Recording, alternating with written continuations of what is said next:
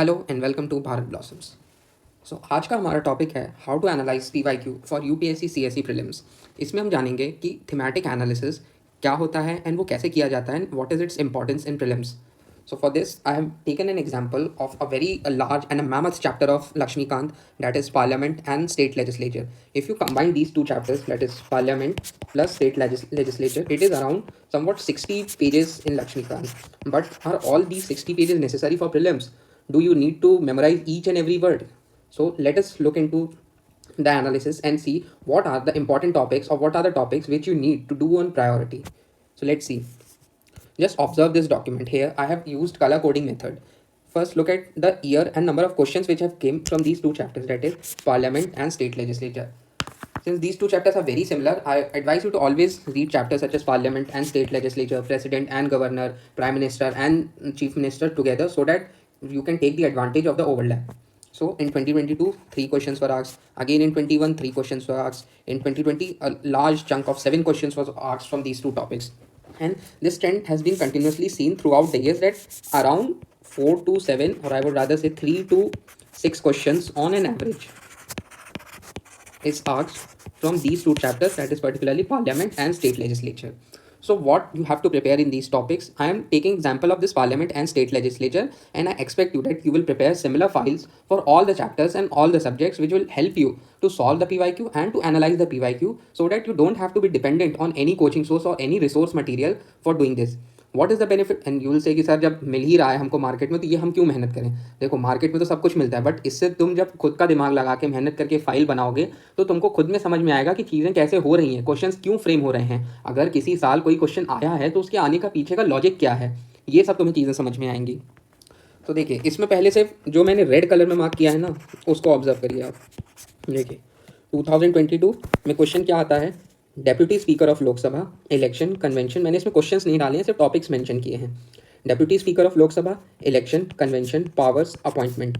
अब आपको पता चल गया कि 2020 डेप्यूटी स्पीकर पे क्वेश्चन आया, ठीक है। फिर अब देखिए, हमको दोबारा से रेड कलर कहाँ पे दिख रहा है। 2018 में क्वेश्चन आता है वैकेंसी ऑफ स्पीकर्स ऑफिस। क्या हमारा एक टॉपिक बन गया, वैकेंसी। दूसरा क्वेश्चन कहाँ आता है हमारा, स्पीकर का। जो जो क्वेश्चन स्पीकर पे आए हैं वो मैंने रेड कलर में मार्क किए हैं। Conventions of speakers. फिर थर्ड हमारा आ जाता है legislative council and it's chairman, means chairman पे। फिर chairman, deputy chairman of Rajya Sabha and member of house, office of speaker, pleasure of president, resignation, member of houses. अब आप जब इन सारे टॉपिक्स को देखेंगे स्पीकर के, स्पीकर में डेप्यूटी स्पीकर हो गया, वैकेंसी ऑफ स्पीकर्स ऑफिस हो गया, डेप्यूटी स्पीकर, स्पीकर के क्या कन्वेंशंस होते हैं, लेजिस्लेटिव काउंसिल का चेयरमैन, राज्यसभा का चेयरमैन और deputy chairman, office of speaker, pleasure of president, resignation. तो इन 5 टॉपिक्स ने, इन 5 क्वेश्चंस ने हमारा एक स्पीकर का, जो कि एक बहुत बड़ा टॉपिक है, उस टॉपिक से मैक्सिमम जितने क्वेश्चंस बन सकते थे वो कवर कर लिए। तो अब आपको इसको कैसे यूज़ करना है। मान लीजिए आपने लक्ष्मीकांत में या कहीं से भी कोचिंग में स्पीकर पढ़ा, आपने पूरा पढ़ लिया, स्पीकर क्या होता है, डेप्यूटी स्पीकर क्या होता है, चेयरमैन क्या होता है, राज्यसभा का चेयरमैन क्या होता है। उसके बाद आपने जाके स्पीकर के ये सारे क्वेश्चंस लगा लिए, ये लगा लिया, ये लगा लिया, ये लगा लिया, ये लगा लिया, ये लगा लिया। अब आपको पता चल गया कि स्पीकर पे यूपीएससी ने किस किस टाइप के क्वेश्चंस पूछे हैं, और आपने जो पढ़ा है उसमें क्या कुछ ऐसा टॉपिक बच रहा है जिससे आज तक क्वेश्चन नहीं पूछा गया है। क्या ऐसा कोई टॉपिक है जो अभी तक अनटच्ड है। So what you have to find a untouched topic. तो वो आपके लिए पर्टिकुलरली इंपॉर्टेंट बन जाता है। क्यों? क्योंकि speaker has been a theme on which UPSC has asked repeatedly number of questions over the years, so it's a possibility that again a question can be asked on another topic which has not been asked from the same theme. For example, जैसे deputy speaker आज तक नहीं पूछा गया था 2022 के पहले, हमेशा से स्पीकर और चेयरमैन के बारे में पूछा गया था।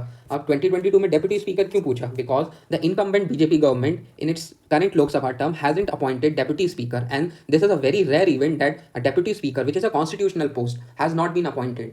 The article in constitution very clearly mentions that a house shall have a speaker and a deputy speaker elected from 2 of its members. So there were number of articles in Indian Express explained that what is the constitutional provision, what is the role of a deputy speaker. Hence deputy speaker is a theme. A question wasn't asked from deputy speaker, so question came from deputy speaker.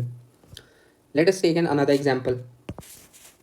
देखिए, आजकल इन topics पे जो philosophical topics of polity है उस पर बहुत question आ रहे हैं। For example parliamentary democracy, constitutional government, parliamentary government की डेफिनेशन, कॉन्स्टिट्यूशनल गवर्नमेंट तो 2023 में एज इट इज़ रिपीट हो गया। What is a constitutional government? Government limited by the powers of the constitution.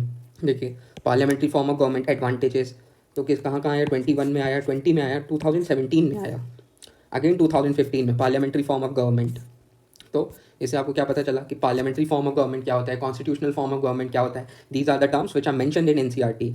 So if you do the previous year question analysis the way in which I am telling the thematic analysis, आपको पता चलेगा कि कौन कौन से topics हैं जो repeatedly over the year of times आ रहे हैं। इसी तरह से आप हर टॉपिक का जो भी बड़े टॉपिक्स हैं, जैसे जुडिशरी हो गया, फंडामेंटल राइट्स हो गया, या मैपिंग में वर्ल्ड मैपिंग हो गई कि कौन कौन सी प्लेसेस प्रीवियस ईयर में आ चुकी हैं। If you want world mapping, I have made similar file for world mapping also, I share that. You can do this, and this exercise will be very helpful for you for clearing the prelims. I hope I have made my point clear. Thank you. Hope